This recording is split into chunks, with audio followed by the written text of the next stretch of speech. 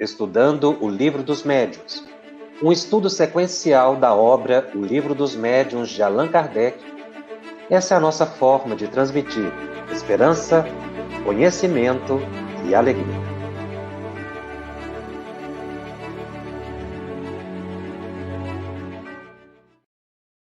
Olá!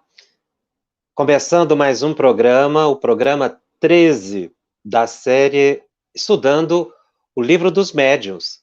E hoje, dando continuidade ao capítulo 1 da segunda parte de O Livro dos Médiuns, quando Allan Kardec analisa o tema ação dos espíritos sobre a matéria. Allan Kardec, neste capítulo, mostra as diferentes formas de ação dos espíritos sobre a matéria, iniciando uma reflexão de como ela ocorre, porque o tema vai permear vários capítulos de O Livro dos Médiuns, quando se analisa a questão dos fluidos, a questão do perispírito. Mas nós estamos como que nesse primeiro capítulo, lançando as bases que poderíamos dizer de uma teoria geral da ação dos espíritos sobre a matéria e verificando como isso ocorre e as diferentes formas. Kardec menciona que diante de tantas comprovações da ação dos espíritos sobre a matéria, ou a possibilidade dos espíritos se comunicarem, que para negar tudo isso, só mesmo o ceticismo, ou seja, você entrar numa postura de duvidar de tudo, de não aceitar nenhuma argumentação ou negar aquilo que se está à evidência. Ele também coloca que o materialismo, ele diz, o materialismo do nosso século, ele já identificava um materialismo no século XIX, consequente de um avanço do saber científico que buscava considerar apenas o concreto, o palpável, aquilo que os sentidos poderiam registrar. A matéria, num plano mais denso. O que Allan Kardec conseguiu evidenciar no estudo da realidade espiritual, e ele coloca em O Livro dos Médiuns, é que a palavra matéria precisa ser melhor entendida. Existem diversos níveis de matéria ainda desconhecidos, e realmente do século XIX até hoje, a ciência progrediu imensamente no sentido de identificar outros estados da matéria, mas ainda estamos longe de identificar aquele estado de matéria que compõe o perispírito, que compõe as construções do mundo espiritual. Mas ele diz que falar do ceticismo e falar do materialismo são meras análises ou discussões teóricas, filosóficas.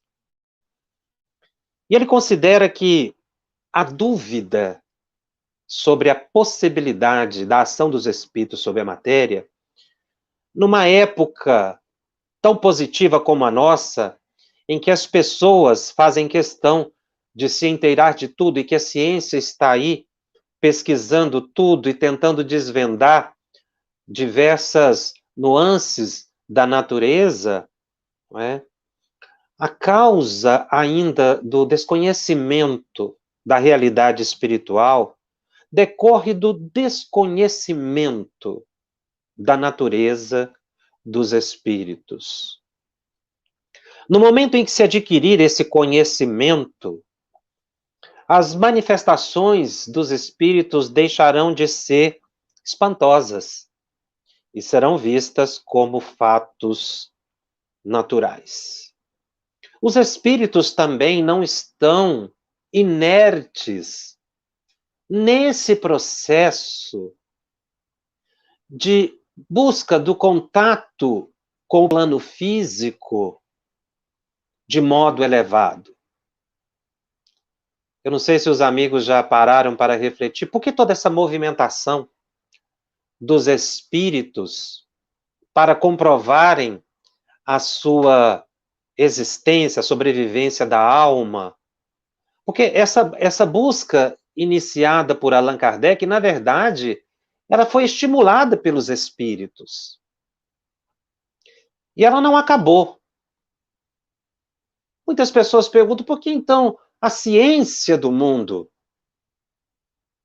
não foi capaz de comprovar efetivamente a existência da alma, a sobrevivência após a morte e a possibilidade da comunicação.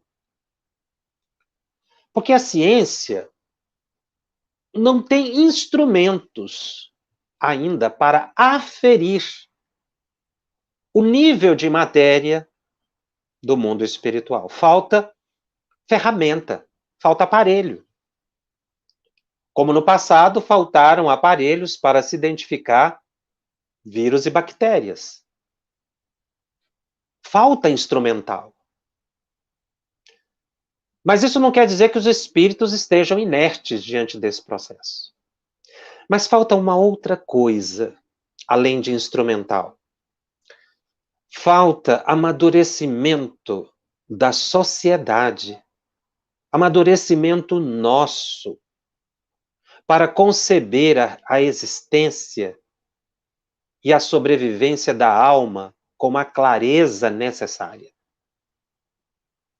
Na verdade, para muitas pessoas, essa realidade expressaria grande incômodo, uma vez que nós estamos habituados ao mundo material e à intervenção dos espíritos soa ainda para muitas pessoas como inconveniente. É a mesma coisa, a mesma pecha que Lázaro sofreu quando voltou à vida depois de ressuscitado por Jesus. Ele foi muito criticado. Lázaro deveria continuar morto, porque a morte de Lázaro interessaria também às conveniências da época. Então a humanidade se prepara, ela se aproxima da compreensão maior da existência dos espíritos. Por isso, aqueles que já têm oportunidade de estudar o tema precisam ampliar a visão para identificar que nós estamos vivendo em condomínio com outros coexistentes do nosso lado, no dia a dia, que são os espíritos. E como eu disse, qual seria o propósito de toda essa movimentação? E é o Espírito Emmanuel, num livro psicografado por Chico Xavier, intitulado Emmanuel, que fala do propósito dos espíritos. Ele diz: o nosso propósito na atualidade é cooperar convosco na obtenção da paz e da concórdia no seio da coletividade humana. Ou seja, os espíritos pretendem colaborar com o nosso progresso, com a nossa evolução. Porque com a transformação interior do ser, a compreensão de alma e de espírito vai chegar naturalmente. Porque são fatos que decorrem da natureza. E Emmanuel, nesse capítulo o livro Emmanuel, quando ele, o capítulo intitulado O Propósito dos Espíritos, continuando nessa narrativa, ele diz algo belíssimo. Exatamente a todos aqueles que estão imbuídos da pesquisa, da compreensão das relações do plano material com o plano espiritual. Para dizer que os espíritos não estão inertes, Emmanuel diz assim: agora, filhos, um parêntese, é uma das poucas vezes que se vê Emmanuel dirigindo-se a nós com tanta afetividade. Ele é sempre muito doce, muito delicado nas colocações. Mas essa expressão, ela soa belíssima. Agora, filhos, já não são mais os homens os donos do trabalho, os senhores absolutos da tarefa, tomando por seus companheiros os de boa vontade, que se acham aí no planeta, buscando o aprimoramento anímico e psíquico por onde se encontrem, são os gênios do espaço, que sob a égide do Divino Mestre, vêm proclamar, por entre as sociedades terrenas, as consoladoras verdades, as grandiosas verdades. Os espíritos sempre estiveram com as rédeas nas mãos desse processo de espiritualização do planeta. Esse livro foi psicografado por Chico Xavier. Reencarnaram médiuns de excepcional qualidade, que deram condições aos espíritos de avançar no entendimento das nossas relações com os espíritos e da ação deles sobre a matéria, como Chico Xavier, Ivone Pereira, Divaldo Franco. Para citar apenas os três, mas existem outros. Outros que não ficaram conhecidos do grande público, mas que se compõem, ou compõem esse grupo que Emmanuel menciona, que são os instrumentos para o surgimento das consoladoras e grandiosas verdades. E Emmanuel continua dizendo, já agora, não mais se poderá abafar o ensinamento no silêncio obscuro dos calabouços. Porque uma nova concepção do direito e da liberdade felicita as criaturas. Em razão disso, os túmulos falam. Os mortos voltam da sombra e do amontoado das cinzas, para dizer-vos que a vida é o eterno presente. E que a imortalidade, dentro dos institutos da justiça incorruptível, que nos observa e julga, é um fato incontestável. Dentro do pensamento de Allan Kardec, esse exatamente, de que o materialismo, o ceticismo, vem impedindo que se compreenda a verdadeira natureza dos espíritos, Emmanuel vem explicar exatamente isso. Que já estamos numa fase em que é impossível cerrar totalmente os olhos para essa realidade, a menos que haja um desinteresse total. E encerrando esse belíssimo capítulo do livro Emmanuel, Emmanuel faz um apelo aos médiuns. Apelo é mais do que um pedido. É quase que uma súplica. Um espírito elevado como Emmanuel, ele faz um apelo. Ele diz assim aos médiuns: auxiliai-nos, trazendo-nos o concurso da vossa boa vontade, de vosso querer. Ajudai-nos em nossos propósitos benditos de reedificação do templo de Jesus, cujos altares os maus sacerdotes se descuidaram, levados pelos cantos de sereia da vaidade e dos interesses do mundo. É o apelo de Emmanuel. Para que a gente trabalhe com querer e com boa vontade, sem imposição, sem ouvir o canto da sereia, expressado na vaidade e nos interesses do mundo.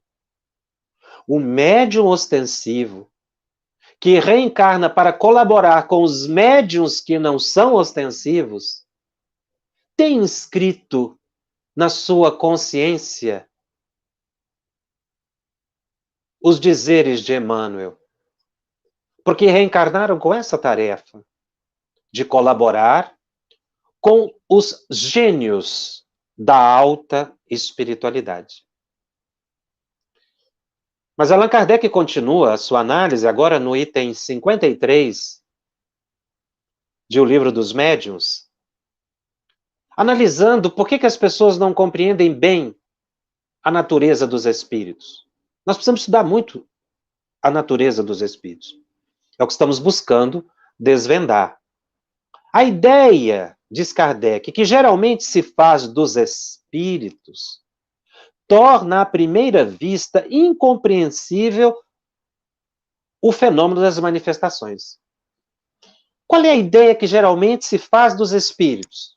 Que eles são uma abstração. Que eles são vagos e imprecisos, cujas presenças não podem ser comprovadas, porque eles são incapazes de ferir, ou seja, de fazer com que os nossos sentidos os percebam. Este é o grande engano. Porque não é assim. Os espíritos podem sim, e o fazem, estimular os nossos sentidos para percebê-los. As mais das vezes nos dirigem, sem nós sabermos. E Kardec continua: como estas, ou seja, as manifestações não podem dar-se senão exercendo o espírito ação sobre a matéria, no caso das manifestações intelectuais, a mente de uma pessoa, ou nas manifestações físicas, uma aparição. Kardec diz, como as manifestações não podem dar-se senão exercendo o espírito ação sobre a matéria, os que julgam que a ideia de espírito implica a de ausência completa de tudo o que seja matéria, perguntam com certa aparência de razão como pode ele agir materialmente. Então, compõe a natureza do espírito algo de material. Ele não é imaterial. Na verdade, o espírito mesmo, a essência, não se sabe o que ele é.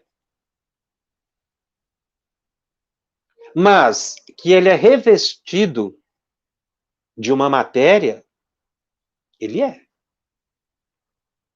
Quando se deixa o corpo por ocasião da morte, não se sai despido de todo o envoltório material. Todos os espíritos dizem que conservam a forma humana. E, de fato, quando nos aparece, é sob essa forma que os reconhecemos. Então, as pessoas não compreendendo que existe o perispírito, que esse é envoltório material do espírito, realmente imaginam que o espírito é algo fugaz, imaterial, imaginário, porque eles não podem atuar sobre a matéria. A questão é que os espíritos também têm um limite de atuação sobre a matéria, porque muitas pessoas ficariam completamente perturbadas se elas percebessem com clareza os espíritos que a rodeiam. Veja no cotidiano. Se a gente tivesse essa dupla vista permanente, né? Como alguns médiuns revelaram que tiveram, e nós vamos ver aqui alguns exemplos nesse caso, para muitas pessoas seria perturbador. Por quê? Porque normalmente nós nos aproximamos de espíritos de nossa categoria inferiores. Mas eles podem atuar para se apresentarem, e o fazem. Não é?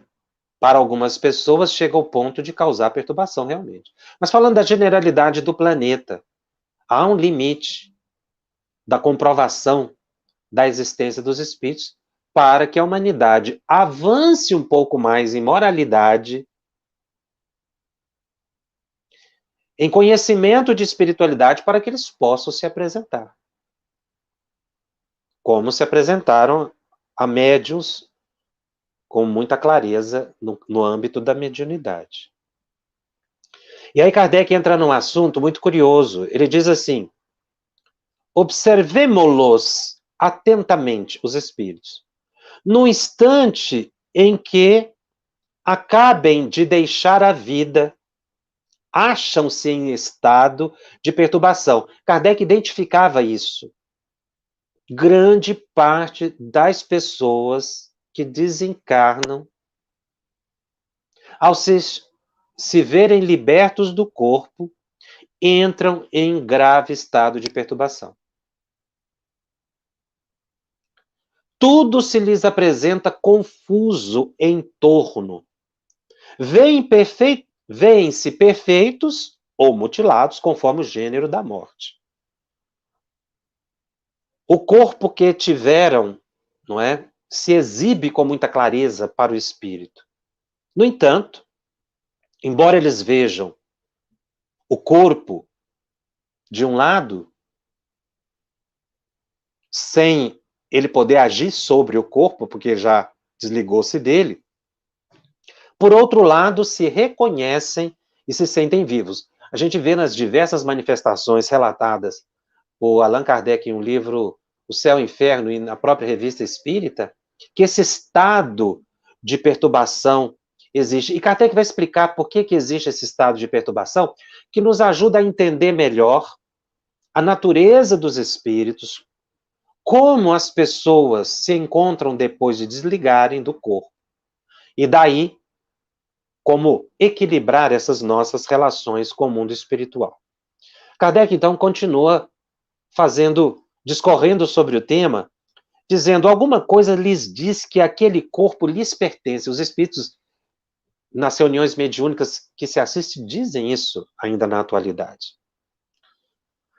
Mas não compreendem como podem estar separados deles, do corpo físico.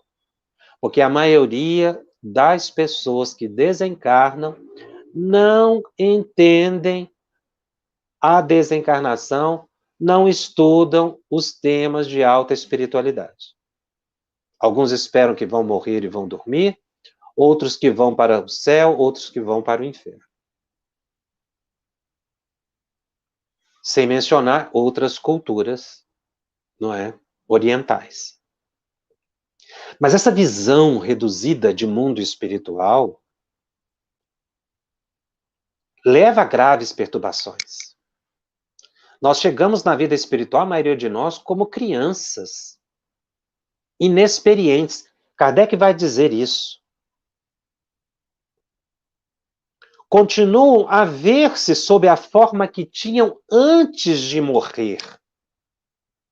E esta visão, em alguns, produz durante certo tempo singular ilusão, a de se crerem ainda vivos. Ele fala durante um certo tempo. A experiência nos mostra que esse tempo varia de pessoa para pessoa. E aí Kardec fecha a ideia dizendo o seguinte: falta-lhes, nós podíamos dizer falta a nós todos, né? Experiência com o novo estado em que se encontram, para se convencerem da realidade. Falta experiência. É muito interessante Kardec mencionar que falta experiência no indivíduo para estar no mundo espiritual de forma equilibrada. Ver o seu corpo, não se perturbar com isso. Muitos se desequilibram. E André Luiz tem um livro que desdobra esse parágrafo de Allan Kardec para a gente ver o tanto que é rica, são ricas as análises de Allan Kardec, que a gente vê espíritos como André Luiz, Emmanuel, Manuel Flamengo de Miranda e outros espíritos que escrevem capítulos inteiros, ou às vezes um livro inteiro, para desdobrar o pensamento do codificador. É por isso que nós precisamos ter à mão essas obras que nos esclarecem e que ilustram o pensamento síntese, porque, como eu disse, esse capítulo que nós estamos estudando, do primeiro e da segunda parte, é como se fosse a teoria geral da manifestação das ações dos espíritos sobre a matéria, das manifestações dos espíritos, a teoria geral. O que quer dizer a teoria geral? Aqueles elementos basilares. Então, numa frase de Kardec, nós encontramos muito conteúdo. E André Luiz, então, no livro Obreiros da Vida Eterna, lá no capítulo 18, a propósito do que Kardec diz que falta experiência, falta estudo nosso para entender a realidade espiritual, e é por isso que a gente se perturba, André Luiz descreve o momento da desencarnação de uma pessoa que estava internada num hospital. Era uma pessoa muito boa, mereceu amparo no momento do desencarne, mas não entendia nada de mundo espiritual. Pela sua própria formação religiosa, ele até negava. E aí o que aconteceu com ele? O enfraquecimento físico, diz André Luiz, acentuar-se-á vertiginosamente. Ele estava descrevendo aqueles instantes da desencarnação. Daqui para frente, e com o espaço de algumas horas, as percepções espirituais de Cavalcante, que é o personagem, desencarnando, se farão sentir. Verá desse modo o ambiente que o rodeia. Então, no instante da desencarnação, enquanto o corpo enfraquece, as percepções espirituais nossas se intensificam. E ele continua comentando, já que o nosso tutelado se enfraquecerá, a ponto de fazer observações no plano invisível aos olhos mortais, chegará também a ver as paisagens de vampirismo ou de obsessores, né? Que estão aqui presentes no ambiente? E o mentor responde sim. E aí? Naqueles momentos que antecediam realmente a libertação do corpo, ele já começou a entrar no estado de perturbação. Porque o que André Luiz quer dizer com a acentuação, a ampliação dos centros psíquicos? A mediunidade. Quando ele fala que as percepções espirituais estavam se ampliando com o enfraquecimento do corpo, significa que o sentido mediúnico, a faculdade mediúnica estava se tornando plena. Porque no momento em que a gente enfraquece fisicamente, a mediunidade vai para, no processo de desencarnação, o primeiro sentido que se abre na libertação do corpo é o sentido mediúnico. E aí ele descreve, o agonizante inspirava dó. Abriram-se-lhe certos centros psíquicos no avançado abatimento do corpo, e o infeliz passou a enxergar os desencarnados que ali se encontravam, não longe da condição evolutiva dele. Ele não era capaz de identificar André Luiz e os mentores, mas aqueles que estavam na mesma faixa, e aí ele começa a gritar. Estarei no inferno? Estou numa casa de loucos? São demônios, demônios! Olha só, o espírito mau está roendo chagas. André Luiz vai dizer nesse capítulo que os médicos e enfermeiros que estavam ali consideraram que era um delírio pré-morte, né? Mas, na verdade, ele não estava delirando, não. Ele estava vendo realmente a realidade espiritual. Porque ele não tinha nenhuma experiência, como diz Allan Kardec. Então, um espírito como esse, depois da desencarnação, se ele não tiver muito esforço no mundo espiritual para se melhorar, para entender a vida nova, ele poderá permanecer no estado de perturbação longo. Porque ele vai ver o corpo de um lado e vai se perturbar. Por que ele se perturba? Porque ele vê não só o próprio corpo, mas os espíritos que estão rodeando-o. Mas esse Cavalcante, esse personagem, era uma pessoa imbuída de muito amor. No seu viés religioso, ele era um bom religioso, porque toda religião busca fazer o homem de bem. Cavalcante aproveitou isso. Ele não tinha compreensão da realidade espiritual, mas tinha alta moralidade, tinha equilíbrio, o que conferiu a ele segurança no instante da desencarnação, ou proteção durante esse processo de desencarnação. Mas em André Luiz, curiosamente, vai mostrar que, na medida em que ele ia despertando lá na colônia espiritual, em que ele estava em tratamento, ele foi entendendo, ele começou a fazer uns certos questionamentos que mostravam muito bem como ele entendia a realidade espiritual. Eu vou ler um trecho aqui para nós vermos. Ele estava demorando, né, a reapossar-se de si, mas ele conversava sempre com aqui o personagem chamado Irmão Hipólito. Era um ex-sacerdote católico que estava colaborando ali no atendimento daqueles espíritos. Então, diz André Luiz, à medida que suas condições mentais melhoravam, apertava o cerco, ou seja, ele começava a questionar, a perguntar. Ele queria saber onde se localizava o céu, o inferno, pedia notícia dos santos, queria visitar aqueles santos que ele mais consagrava a devoção, rogava explicações do limbo, reclamava o encontro com parentes que já tinham desencarnado, pedia explicações sobre os sacramentos da Igreja Católica, comentava a natureza dos diversos dogmas, até que certo dia chegou ao despautério de perguntar se não lhe seria possível obter uma audiência diretamente com Deus na corte celeste. Tudo isso depois foi explicando aos poucos para ele, e ele foi tendo sensibilidade para entender. Mas quando a pessoa já tem estudo, já tem compreensão, nesse mesmo livro, lá no capítulo 19, André Luiz descreve o desencarne de uma outra pessoa, a Adelaide. Quem era a Adelaide? Adelaide era uma benfeitora da sociedade. Ergueu uma casa de acolhimento para crianças e educou e levou como se fossem seus filhos ao progresso centenas delas durante toda a vida. Era uma alma grandiosa que já havia adquirido, mesmo quando encarnada, pela caridade que fazia, grande elevação espiritual. Era espírita. Espírita estudiosa. Porque não basta ser espírita para achar que vai chegar do outro lado e vai estar com tudo.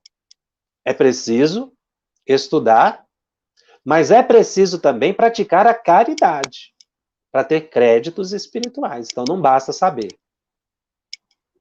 A gente precisa do equilíbrio. E Adelaide era assim. Por que eu estou dizendo não por ser espírita? Para não criar nenhuma ideia sectária de outras religiões. É o fato estudado por André Luiz, de uma espírita que conseguiu entender o espiritismo na vida dela. Tanto é que ela era uma tutelada direta de Dr. Bezerra de Menezes. Como foi a desencarnação da Adelaide? A Adelaide tinha tanto equilíbrio espiritual, tanta experiência, né, como diz Allan Kardec, com as leis que regem as relações do plano material com o mundo espiritual, que foi ela mesma que promoveu a própria desencarnação. Ela é que se desligou do corpo. Existem ligações muito profundas do perispírito com o corpo físico. Essas ligações precisam ser desfeitas.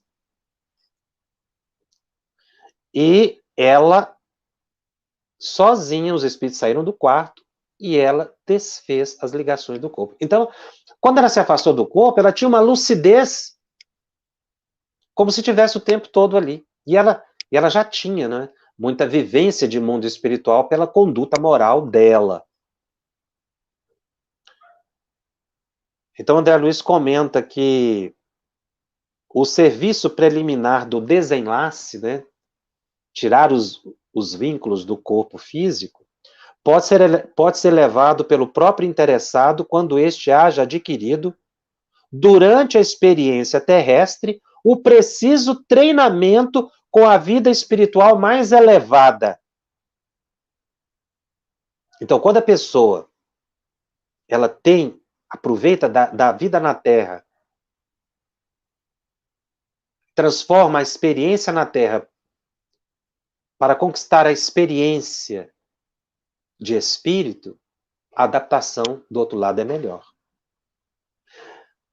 Kardec, no item 53 desse capítulo, diz o seguinte: passado esse primeiro momento de perturbação, só como nós vimos, esse tempo de perturbação ele é variável de pessoa para pessoa. Tem gente que não tem, como a Adelaide.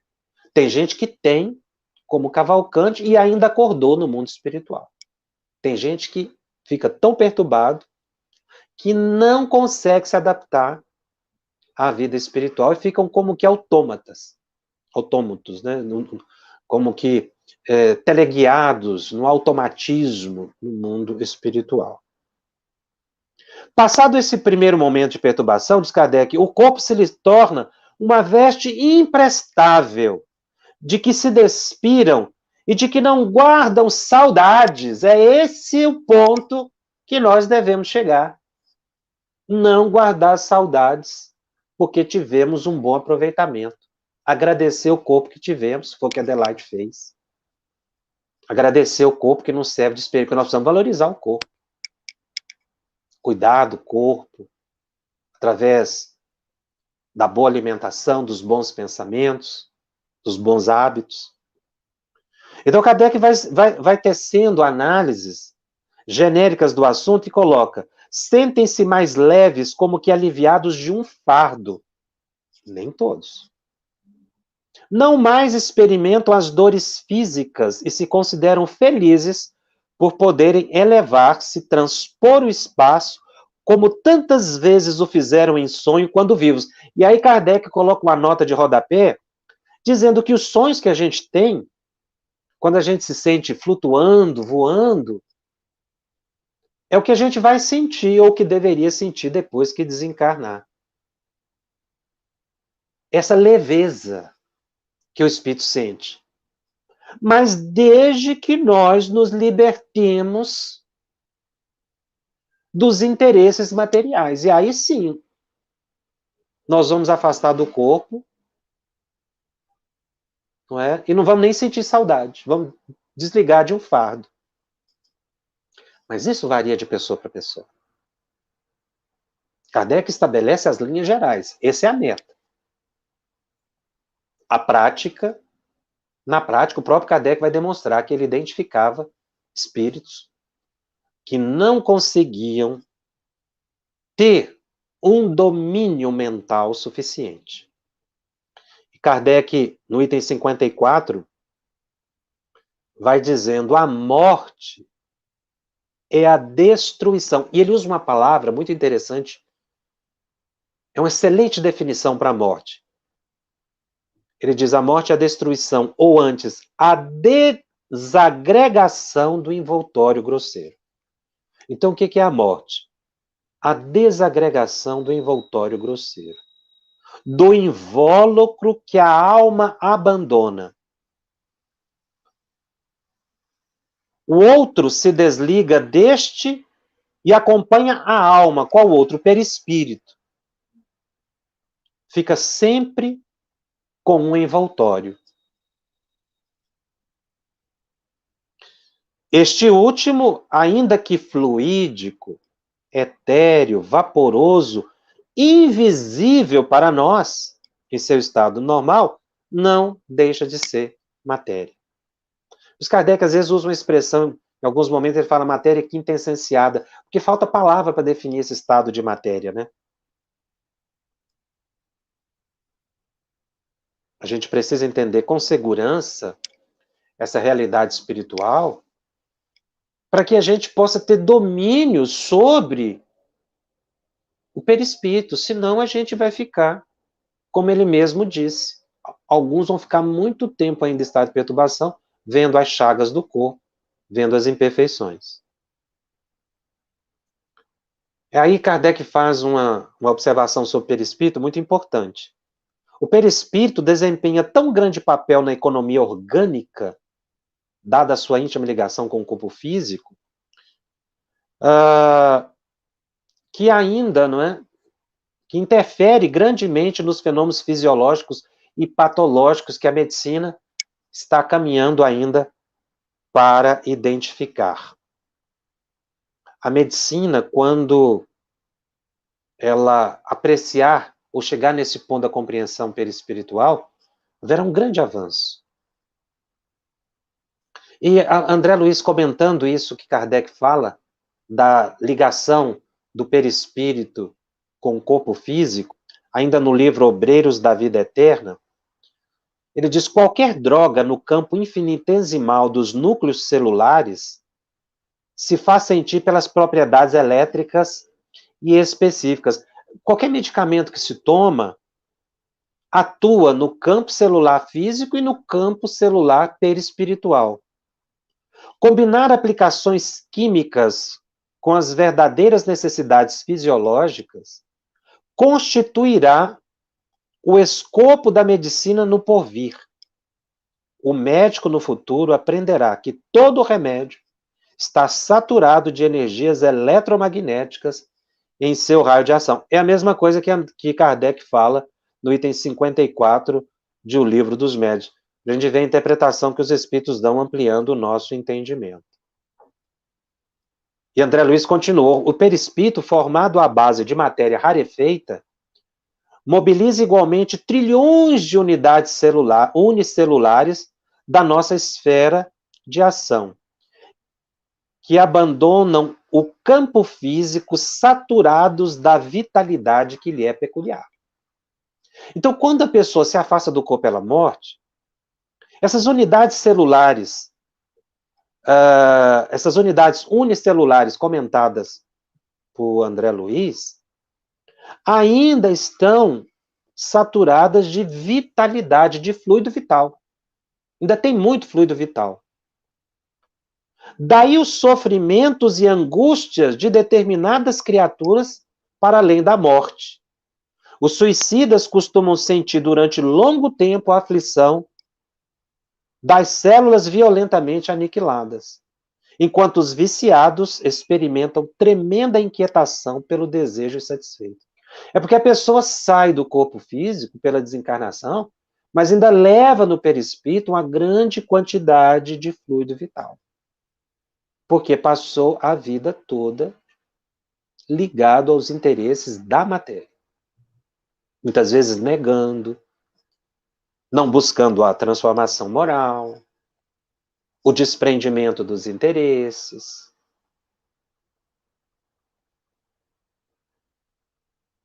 Então, nós poderíamos dizer que a evolução espiritual permite um maior domínio da forma perispiritual. Pela vontade, o espírito pode alterar sua aparência. Mas veja, os inferiores podem ser divididos da seguinte forma: aqueles que, em função de graves delitos, mantêm a mente num certo instante ou momento, ou período existencial, dada essa vitalidade que ele ainda mantém pelos fluidos que ele leva da matéria consigo, e ficam sujeitos àquela forma que lhe impressionou, muitas vezes ainda degradante, embrutecida, com feridas ou mutilações, que é o que Kardec comenta, né? E que André Luiz vai dizer: esse estado de perturbação decorre da incompreensão da realidade espiritual e porque no perispírito ainda existe muita vitalidade. E aí a pessoa fica fixada psiquicamente nisso. Como Como o André Luiz comenta, é o caso de muitos suicidas que não conseguem se libertar do instante do ato supremo contra a vida. Outros ficam retidos na forma da última existência, sem o mínimo controle mental, mas porque estão muito preocupados com os bens que deixaram na Terra.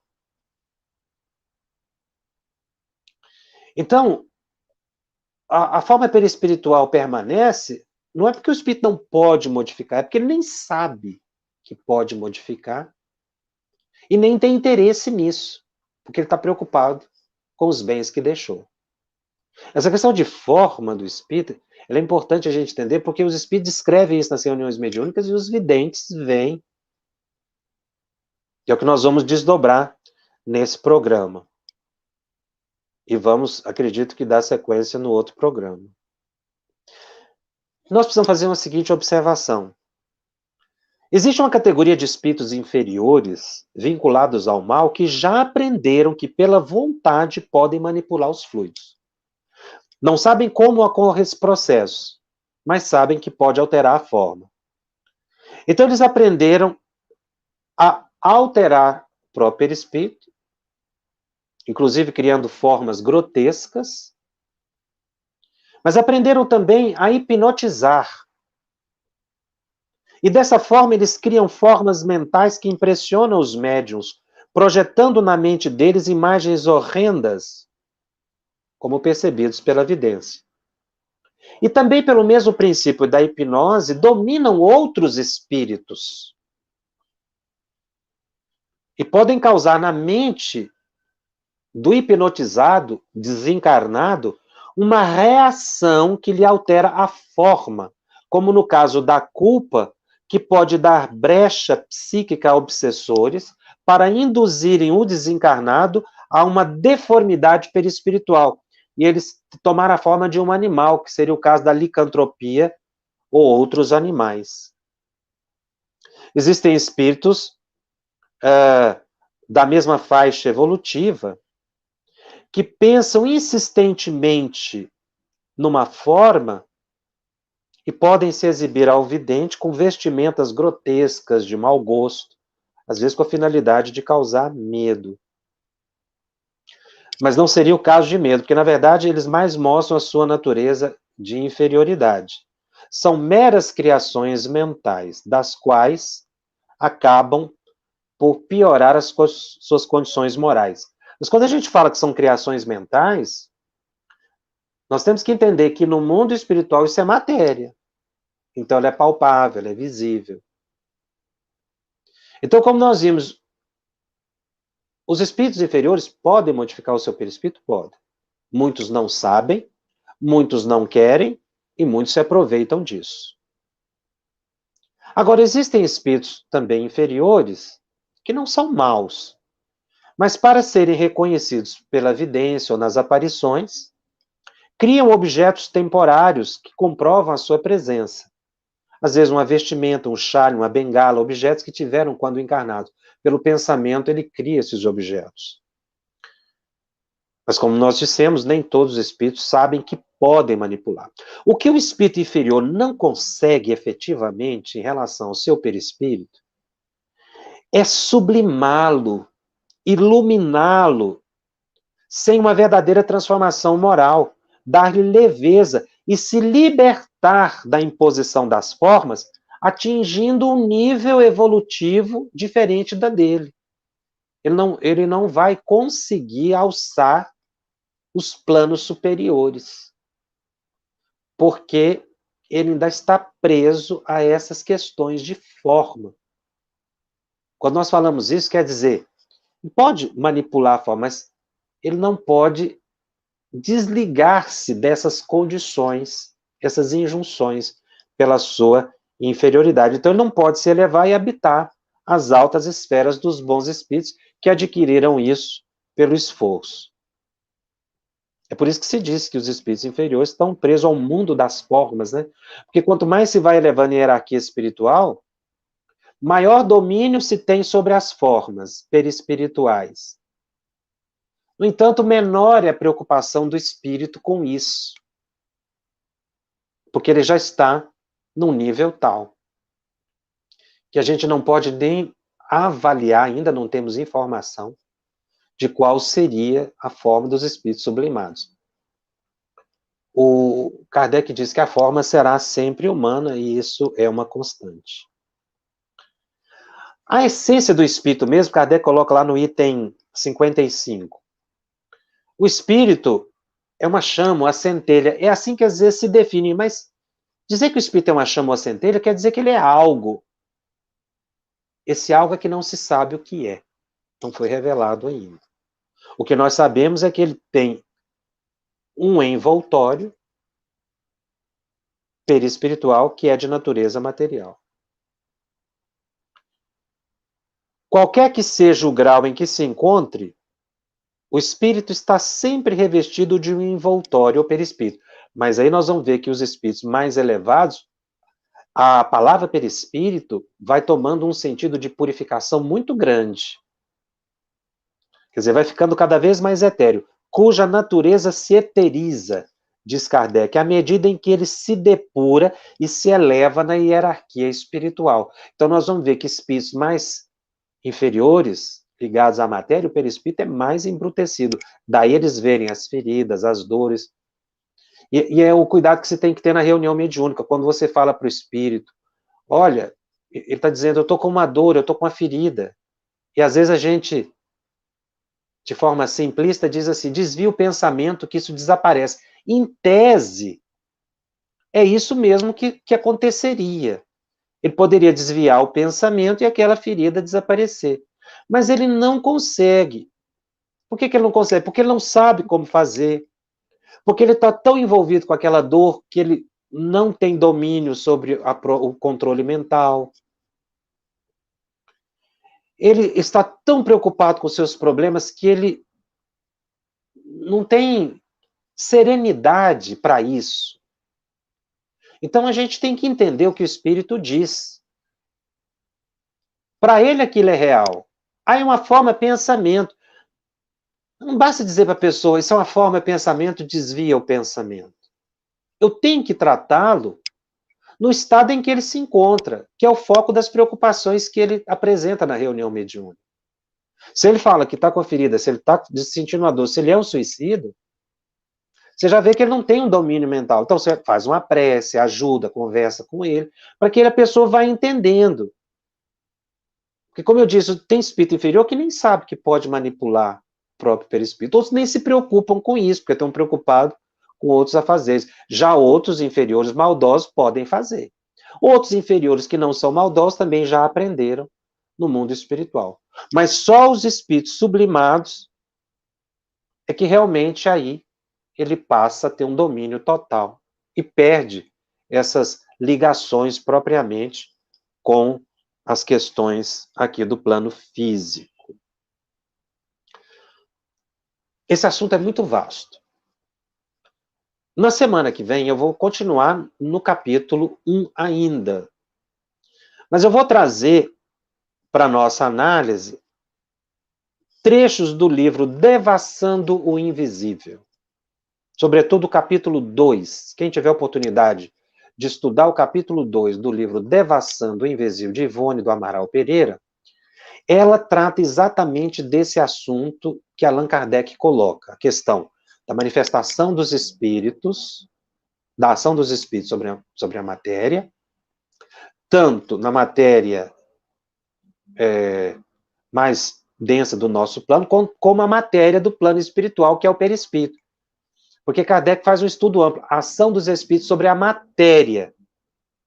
Ele está falando da matéria do nosso plano de encarnado, mas ele está falando também da matéria do mundo espiritual. Então, o título do capítulo é Ação dos Espíritos sobre a Matéria, nos diversos estados da matéria. Que às vezes a gente pensa que é só a matéria aqui, do plano físico, né? Não. É a ação do espírito sobre a matéria também do plano espiritual. Por isso que nós estamos falando das formas que o espírito adota, pode adotar, no plano espiritual. O que ele está fazendo? É a ação do espírito sobre o perispírito. É a ação do espírito sobre a matéria. A matéria no caso do mundo espiritual. Criação de objetos, criação de casas, criação de alimentos e a própria mudança perispiritual. Então, a Ivone, ela faz um estudo belíssimo de pesquisa, porque ela também era uma pesquisadora, auxiliada por elevados mentores, e que nós vamos estudar esse capítulo mencionado com vagar, para que a gente possa ilustrar bem e entender essa teoria geral da ação dos espíritos sobre a matéria, agora, numa visão mais transcendente, entendendo os diversos níveis de matéria. Tanto a matéria densa, do plano efetivamente físico, como a matéria sutil do plano espiritual mais próximo do nosso nível, como a matéria que existe nos planos superiores, o que a gente pode saber, que é muito pouco desse nível, mas alguma coisa a gente sabe, não é? Porque Deus criou espírito e matéria. E essa matéria, ela vai, como nós falamos no fluido cósmico universal, vai tomando estados os mais diferentes que se imaginar. Então, quando a gente estuda esse primeiro capítulo aqui da segunda parte, a ação dos espíritos sobre a matéria, eu não posso pensar que eu estou falando só de aparição, de psicografia, psicofonia, não. Aqui, Kardec está falando do pensamento do espírito, atuando, sim, sobre o corpo físico, nas aparições, nas psicografias, mas também atuando no mundo espiritual, o que pode trazer para o espírito equilíbrio ou perturbação. Porque os sentidos espirituais, como nós mencionamos, a mediunidade do indivíduo eclode quando ele chega no mundo espiritual. Se ele não tem experiência ou preparo, ele se assusta, ele se desequilibra. Por isso que nós precisamos estudar bastante. Para a gente, quando chegar do lado de lá, não assustar tanto. Vamos ver se tem algumas perguntas aqui que nos foram feitas, sempre convidando os companheiros para apresentarem as suas dúvidas lá no Telegram. Muita pergunta. Podem reproduzir essas perguntas lá no Telegram, que nós vamos responder. Às vezes não dá para responder tudo aqui ao vivo. Mas o programa que vem, que vai ser a terceira parte desse primeiro capítulo, né, do Livro dos Médios, da segunda parte do Livro dos Médios, o terceiro programa estudando esse capítulo, nós vamos detalhar mais isso aqui, viu? Eu sei que surgem muitas dúvidas, mas a gente está indo devagar, explicando aos poucos. Agora nós já entendemos a questão da matéria, que o pensamento atua em tudo, e nessa teoria que Ivone vai apresentar no Devação do Invisível, as nossas dúvidas vão ser bastante esclarecidas, porque nós vamos explicar a questão dos espíritos inferiores e superiores. A ciência quântica tem algo a ver com o perispírito? Ainda está longe, né, de se chegar realmente no espírito. A física quântica já deu um passo grande na compreensão da matéria em diversos níveis, mas a gente ainda está longe de entender perfeitamente, ainda está realmente em estágios avançados, mas não tão assim já para entender a matéria do mundo espiritual. Maria Campos pergunta: o corpo mental é a parte imprescindível do perispírito. Zalmino faz referência à teoria do campo. Isso tem pertinência? Tem sim. Na verdade, o corpo mental é mencionado por André Luiz no livro Evolução em Dois Mundos, onde ele vai explicar que o corpo mental é a base para a formação do perispírito. Então, entre o perispírito e o espírito haveria o corpo mental. É possível que a Vânia me pergunta, é possível, em relação à manifestação do espírito, é possível que o médium consiga ouvir o seu andar, sentir o toque das mãos, como se tivesse igualmente encarnado? Ou o médium que acredita que esse fenômeno que acontece está desequilibrado? Não, o espírito pode tocar a gente sim, tá? Ele pode, por causa do perispírito, é o que nós vamos comentar no próximo programa, ele pode dar uma densidade tal no perispírito que a gente pode sentir o toque. Alguns médios sentem o toque. Isso não é desequilíbrio, tá? Estão me perguntando aqui livros, eu estou mencionando o Devassando o Invisível. Nós temos essa matéria no Evolução em Dois Mundos e no Mecanismo da Mediunidade.